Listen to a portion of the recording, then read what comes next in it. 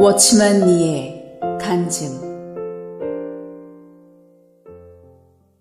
출생 전에 이미 바쳐짐. 나의 출생은 어떤 면으로는 기도의 응답을 받은 하나의 증거라고 말할 수 있습니다. 중국 민간에는 남자를 중시하고 여자를 경시하는 풍속이 있었는데 우리 어머니는 이미 2딸을 낳고서 6딸을 계속 낳은 나의 고모와 같이 될까 매우 두려워했습니다. 그분은 그때 기도를 어떻게 해야 하는지를 몰랐지만 주님께 간단한 몇 마디로 만일 당신이 내게 아들을 주신다면 나는 이 아들을 당신께 바치겠습니다. 라고 기도했습니다.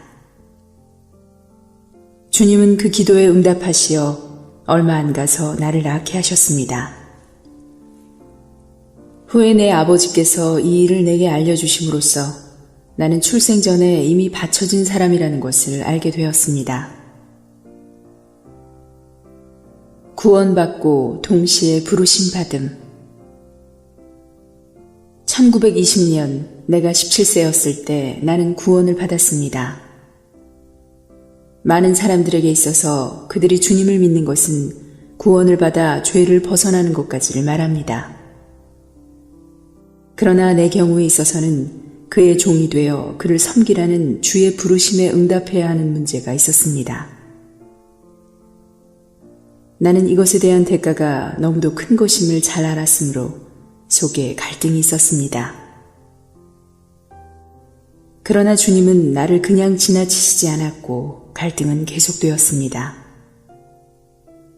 나는 내가 구원을 받은 것이 양면적이라는 것, 곧 한 면은 그리스도를 나의 구주로 영접하는 것이요 또 한 면은 그를 내 주인으로 영접하여 섬겨야 하는 것임을 알았습니다. 그해 4월 29일 밤 나 혼자 방 안에 있었을 때 나는 주님을 영접해야 하느냐 영접하지 말아야 하느냐의 결정을 내릴 수가 없었습니다. 처음에 나는 달게 받아들이지 못했습니다. 그러나 다시 한번 기도할 때 너무도 큰 나의 죄를 발견하게 되었고 오직 주 예수만이 나를 구원할 수 있다는 것을 보았습니다. 나는 그때 주님께서 십자가 위에서 못 박힌 2 손을 내밀어 날 맞으며 나는 여기에서 내가 날 영접하기를 기다리고 있다고 말씀하시는 것을 보았습니다. 이 사랑이 마침내 나를 정복했습니다. 이전에 나는 다른 사람이 예수 믿는 것을 비웃었으나 그날 저녁 나는 십자가에서 피 흘려 죽은 주님의 사랑을 체험하고 눈물로 죄를 자복하며 주께 사해 주시기를 구하며 주님을 영접했습니다. 또한 이 큰 사랑으로 인하여 나는 내 일생 동안 그를 섬기기를 원하게 되었습니다. 기도한 후 나는 전에는 맛보지 못한 기쁨과 평강을 맛보게 되었습니다. 그때 방 안에는 빛이 충만한 것 같았습니다. 나는 주님께 말했습니다. 아, 주여, 당신은 나를 은혜로 대하셨습니다. 커다란 변화. 지금 이 자리에 앉아있는 사람들 중에서 3사람은 나의 동창생입니다. 특별히 위강희 형제는 항상 학교의 규칙을 범하던 나의 이전 나쁜 행실을 간증할 수 있는 사람입니다. 하나님께서 주신 나의 작은 총명으로 매 시험마다 나는 쉽게 으뜸을 차지할 수 있었습니다. 나의 문장은 항상 모범으로 뽑혀서 게시판에 붙여져 있었습니다. 이러므로 나는 교만하고 스스로를 높이는 사람이 되었습니다. 나는 나의 판단을 절대적인 것으로 믿었고 청년들이 품는 야망을 갖고 있었으며 장래에 대한 원대한 계획을 세우고 있었습니다.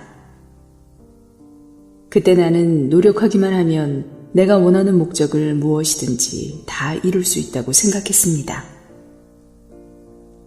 그러나 그날 밤부터 모든 것에 큰 변화가 일어났습니다. 10여 년간의 계획이 다 물거품이 되고 말았습니다. 모든 영웅심과 큰 뜻이 점점 사라져 결국은 깨끗이 없어졌습니다. 반대로 하나님께서 나를 부르신 그 부르심은 갈수록 분명해졌습니다. 나는 나의 일생이 장래 어떻게 되리라는 것을 알게 되었습니다. 나는 주님께서 나를 이끄시어 구원을 받게 할 뿐 아니라 한층 더 나아가 그분의 영광을 위하여 그분께 다다르게 하셨음을 알았습니다. 하나님은 나를 부르시어 내가 그분의 종이 되어 그분을 섬기고 그분과 동역하도록 하신 것입니다.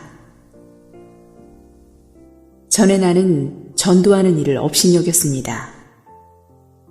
특별히 전도인들에 대해서는 많은 전도인들 보기를 외국 사람이나 따라다니는 일종의 직업인에 불과한 것으로 보고 그들을 낮게 여기고 있었습니다. 과거에 나는 내가 그렇게 멸시하던 전도인이 되리라는 생각은 한 번도 한 적이 없었습니다. 그러나 이제 나는 내가 가장 하류의 것으로 여기던 그 일을 전적으로 하게 된 것입니다. 생활에 실제가 없었음. 주님을 섬기기 위해서 나는 학교를 떠나 상해에 가서 여자도 자매가 경영하는 성경학원에 들어갔습니다. 얼마 후 그분은 내게 그 학원을 떠나달라고 말했습니다. 내가 군것질을 잘하고 아름다운 옷을 즐기고 아침에는 항상 늦게 일어났으므로 나에게 집으로 돌아가라고 한 것입니다. 이 일은 주님을 섬기려는 내 마음에 엄중한 타격이 되었습니다. 나는 내 생명은 큰 변화를 받았으나 내 생활에는 실제가 없으며 고쳐야 할 점이 너무나도 많다는 것을 그제서야 비로소 알게 되었습니다. 나는 하나님을 섬기려면 먼저 충분한 준비가 필요함을 알았습니다. 나는 학교로 다시 돌아가서 계속 공부하기로 결정했습니다.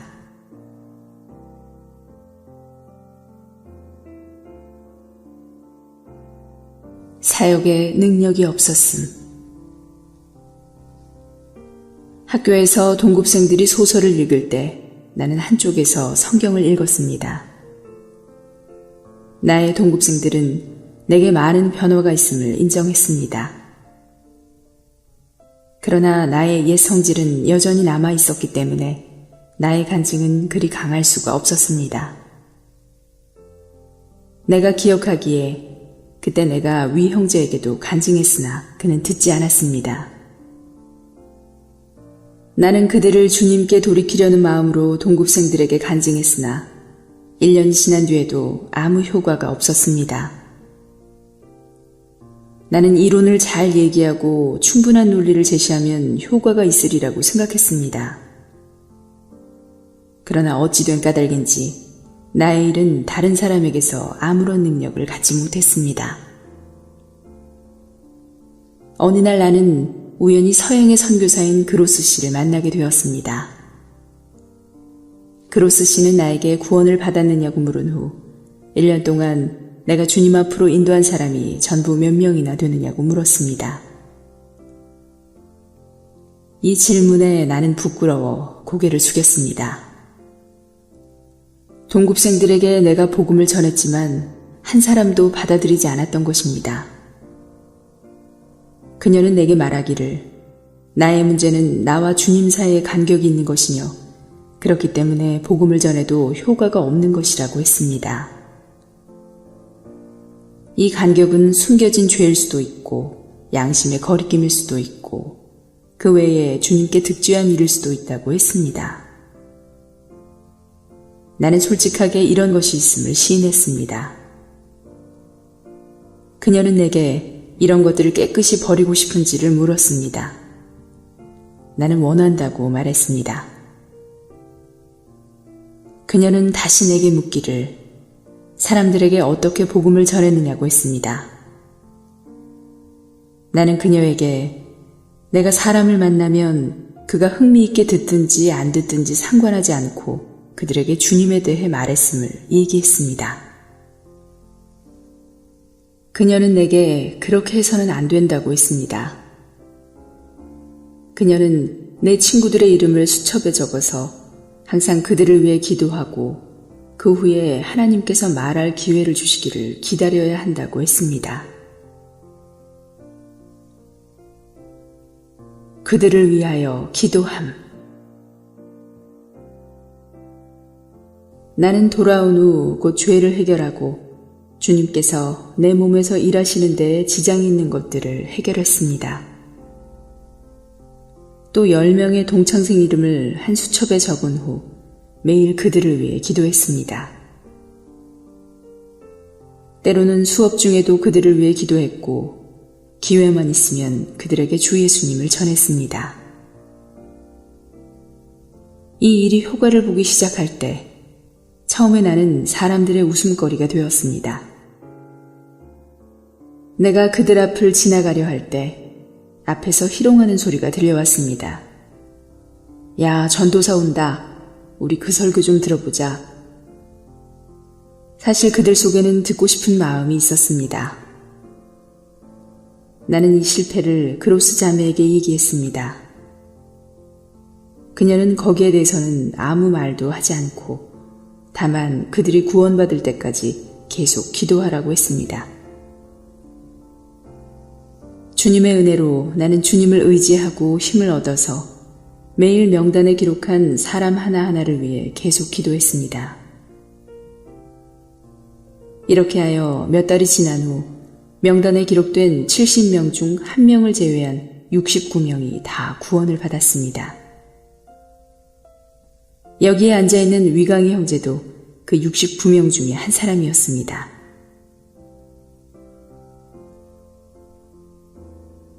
성령의 능력을 얻어야 함. 이렇게 사람들이 구원을 받았으나 나는 여기에 만족하지 않고 학교와 도시에 있는 수많은 사람들에게도 복음이 필요하다고 생각했습니다. 나는 성령의 충만을 받아 위에서 내려오는 능력을 얻어야 할 필요를 느꼈습니다. 나는 한 영국 선교사인 화수은 자매에게 갔습니다. 나는 그녀에게 물었습니다. 영적 능력을 얻으려면 성령의 충만을 받아야 하지요. 그녀는 말했습니다. 그렇다. 너는 반드시 내 자신을 하나님께 바쳐서 하나님께서 그분의 영을 내게 충만케 하시도록 해야 한다. 나는 내가 분명한 구원과 부르심을 받고 이미 내 생명을 하나님께 바쳤지만 여전히 영적 능력이 없는 것 같다고 말했습니다. 그녀는 내게 프리진 형제의 이야기를 들려주었습니다. 프리진 형제는 미국 사람으로서 중국에 온 일이 있었습니다. 그가 철학 박사 과정을 밟고 있을 때 그는 자기의 영적 상태에 대해 불만을 갖고 있었습니다. 그는 하나님께 그에게 믿지 않는 악한 마음이 있고 이길 수 없는 죄가 있으며 주님의 일에 대해서는 능력이 조금도 없다고 말씀드렸습니다. 그는 하나님께 성령을 충만케 해주시고 승리의 생활을 할 수 있게 해주시기를 기도했습니다. 그는 이러한 기도를 2주 동안 계속했습니다. 이상한 것은 하나님은 그에게 아무것도 주시지 않고 도리어 그에게 몇 가지 요구를 하신 것입니다. 하나님은 그에게 말씀하셨습니다. 내가 정말 승리의 생활을 하기 원하느냐? 그렇다면 너는 2달 후에 볼 박사시험을 포기해라. 나를 섬기는 데는 철학 박사가 필요 없다. 그는 너무도 난감했습니다. 그에게 있어서 박사 학위를 얻는 일은 자신만만한 일이었습니다. 그런데 어떻게 이곳을 버린단 말입니까?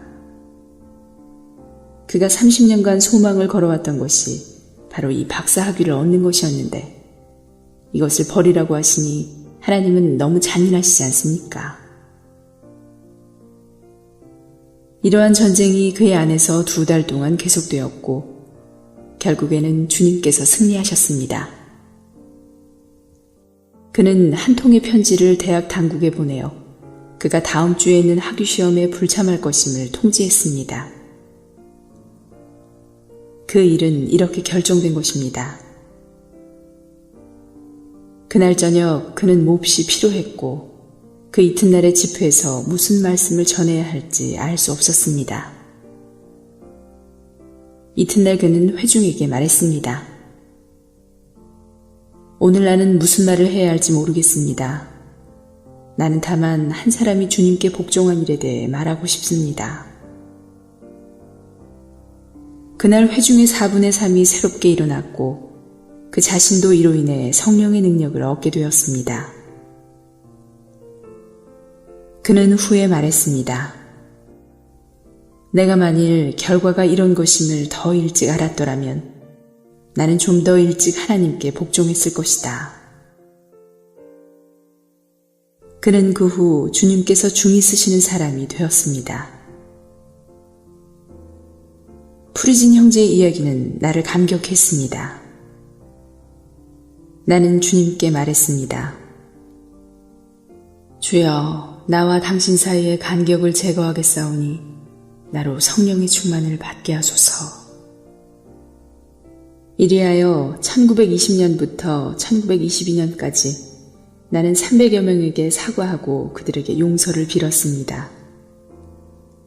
그러나 내 느낌에서는 여전히 하나님과 나 사이에 간격이 남아 있었습니다. 나는 다시 일하려 노력했으나 위로부터 내려오는 능력은 없었고 사역의 효과도 별로 없었습니다. 마음을 다하여 그분을 사랑해야 함. 어느 날 나는 설교 제목을 찾기 위해 성경을 보고 있었습니다. 그때 읽은 것은 하늘에서는 주 외에 누가 내게 있으리요 땅에서는 주밖에 나의 사모할 자 없나이다 였습니다. 나는 내 자신에게 말했습니다. 시편 기자는 이렇게 말할 수 있었지만 나는 할 수 없다. 내가 할 수 없는 원인은 바로 그때 내가 지금 내 안에 된 여자를 사랑하는 데 있었습니다. 내가 그녀에게 주님에 대해 얘기할 때마다 내게 돌아온 답은 웃음뿐이었습니다. 이것은 10년 전의 일이었습니다. 그 당시 그녀는 그리스도인이 아니었습니다. 그러나 나는 오늘 많은 청년들이 그러하듯 그녀를 열렬히 사랑했습니다. 내 느낌에는 그녀를 향한 내 마음이 너무 열렬하기 때문에 나와 주님 사이에 다툼이 있는 것으로 느껴졌습니다. 나는 그녀를 버릴 수 없었습니다. 그녀는 내 마음 안에서 너무도 중요한 위치를 차지하고 있었습니다. 나는 하나님께 이 일에 대해서만은 간섭하지 말아달라고 했습니다. 심지어 나는 황무한 땅 티베트까지라도 가서 전도하겠고 하나님을 위한 많은 사업을 하겠으니 나의 애정만은 간섭하지 말고 나의 사랑하는 사람만은 버리지 말게 해달라고 하나님께 제의했습니다. 그러나 하나님은 일단 이 일을 제기한 후에는 돌이키지 않으셨습니다. 주님은 나에게 그 사랑을 버리고 마음을 다하여 주님을 사랑하라고 하시는 것이었습니다. 나는 공부에도 흥미가 없었고 기도도 잘 할 수 없었습니다. 나는 계속 성령의 충만을 받기 원했지만 시편의 그 말은 감히 할 수 없었습니다. 어느 날 나는 마침내 하나님께 말했습니다. 주여, 나는 그녀와의 관계를 포기하겠습니다. 이때 나는 전에 누리지 못했던 큰 기쁨을 누리게 되었습니다. 구원받았을 때 나는 죄짐을 벗어났습니다. 나는 나와 하나님 사이에 있는 장애물을 해결하고 완전히 깨끗이 하여 내 무거운 짐을 벗어버렸습니다. 나는 분명히 기억합니다. 그날 나는 아름다운 옷을 벗어버리고 평범한 옷으로 갈아입은 후 부엌에 들어가 풀을 쑤어서 전도지와 함께 가지고 나가 한 장 한 장 붙이기도 하고 지나가는 사람에게 나누어 주기도 했습니다. 과거에는 복주에서 이런 일을 한 사람이 없었습니다. 1922년 2학기 때 나는 매일 수첩에 적힌 동창생들을 위해 기도했고 그 중에 많은 사람들이 구원을 받았습니다. 구원받는 사람들이 갈수록 많아졌기 때문에 다음 해부터 우리는 그 많은 사람들을 받아들여 집회하기 위해 좀 더 큰 장소를 빌려야 했습니다. 내가 기억하기로는 그때 수첩에 기록된 사람 중에서 한 사람을 제외하고는 다 구원을 받았습니다. 가장 귀한 공과를 배움. 그때 우리에게는 7명의 동역자가 있어서 매주 금요일에 같이 모였습니다. 그러나 그 시간의 대부분을 나와 인도하는 한 형제와의 변론으로 다 소비했습니다. 이 형제는 나보다 5살 위였습니다. 청년이었던 우리들은 모두 각자의 의견을 내세우며 상대방의 생각을 비판했습니다. 때로 나는 혈기도 냈습니다. 그러나 내 자신의 잘못은 인정하지 않았습니다. 그때 나는 토요일마다 화수은 자매에게 가서 그녀에게 그 형제의 태도에 대해 호소하고 우리 가운데 있는 분쟁을 화해시켜주며 그 형제의 잘못을 고쳐달라고 했습니다. 화수은 자매는 나를 꾸짖으며 성경에서 젊은이는 나이 많은 자에게 순종하라고 했으니 너는 그에게 순종해야 마땅하다 라고 말하는 것이었습니다. 나는 이 말에 복종하지 않고 나 자신을 변명했습니다. 나는 그렇게 할 수 없습니다. 그리스도인에게도 살인은 있는 게 아닙니까? 그녀는 이유 불문하고 성경에서 어떻게 말했는가를 봐라. 성경에서 젊은이는 마땅히 나이 많은 자에게 순종해야 된다고 했다고 말했습니다. 금요일 오후에 논쟁을 벌이고 나서 나는 밤에 잠을 잘 수 없었고 때로는 울기까지 했습니다.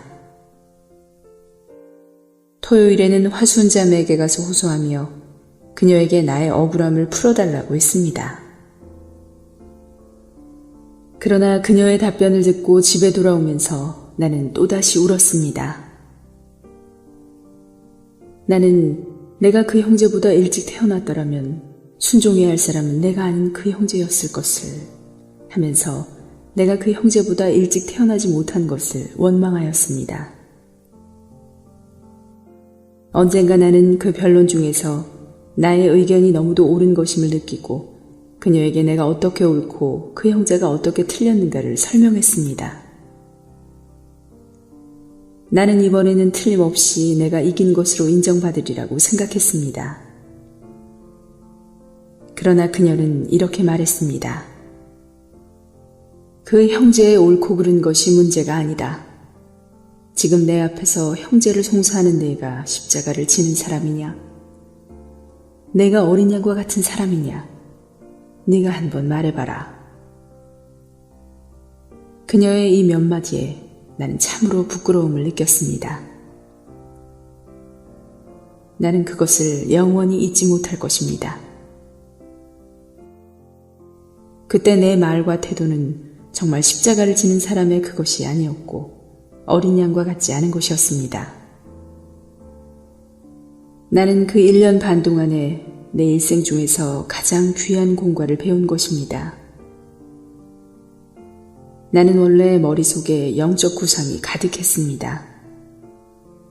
그러나 하나님은 여러 가지 환경을 통하여 나를 영적 실제에 들어가게 했고 십자가의 의의가 무엇인지를 깨닫게 하셨습니다. 1936년 오늘 내게는 50여 명의 동역자가 있습니다. 그때 순종하는 공과를 배우지 못했다면 나는 오늘 그 어떤 사람과도 함께 일할 수 없었을 것입니다. 하나님께 찬미를 드립니다.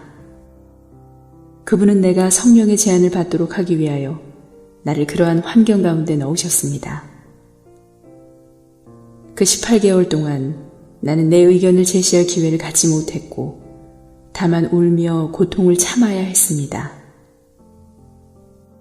만일 그렇지 않았다면 나는 나라는 어려움을 해결할 수 없었을 것입니다. 하나님은 내 성격의 모난 것을 깎아내시어 이제 내가 젊은 동역자들에게 온유하고 겸손하고 화평한 영으로 하나님을 섬겨야 한다고 말할 수 있게 하셨습니다. 십자가를 지지 않으면 그들이 한 일, 열성, 목적과 능력이 모두 별 가치가 없는 것입니다. 이 길을 걸어오면서 나는 나의 단점과 내 모든 것이 다 하나님의 손안에 있음을 인정하지 않을 수 없었습니다. 문제는 옳고 그름에 있는 것이 아니고 내가 십자가를 지는 사람이냐 아니냐에 있습니다. 교회 안에서는 옳은 것도 그른 것도 다 가치가 없는 것입니다. 중요한 것은 십자가를 지는 것이요 부서지는 것입니다. 이렇게 할 때 비로소 하나님의 생명을 나타낼 수 있고 그분의 뜻을 이룰 수 있습니다.